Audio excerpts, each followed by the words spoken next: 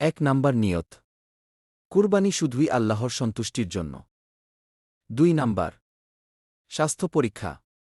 অন্ধ, খোরা, খুবই রোগা, কান বা শিং ভাঙ্গা পশু কুরবানির যোগ্য নহে। 3 নাম্বার কুরবানির পশু। গরু মহিষ 2 বছর 1 থেকে 7 জন। ছাগল ভেড়া দুম্বা 1 বছর বা বড় দেখতে 6 মাস 1 জন। 4 নাম্বার জবাইয়ের নিয়ম। কিবলামুখী করে শোয়ানো। বিসমিল্লাহ আল্লাহু আকবর এর সাথে দোয়া পড়ে জবাই করা। গলার শিরা ও ধমনী কাটতে হবে। 5 নাম্বার সতর্কতা। অন্ধ, খোরা, খুবই রোগা, কান বা শিং ভাঙ্গা পশু কুরবানির জন্য যোগ্য নহে। 6 নাম্বার করণীয়। কুরবানির দিনগুলিতে 10 থেকে 12 জিলহজ নখ ও চুল না কাটাই উত্তম। 7 নাম্বার গোশত বন্টন। 1/3 ভাগ আত্মীয়, 1/3 ভাগ গরিব, 1/3 ভাগ নিজের জন্য।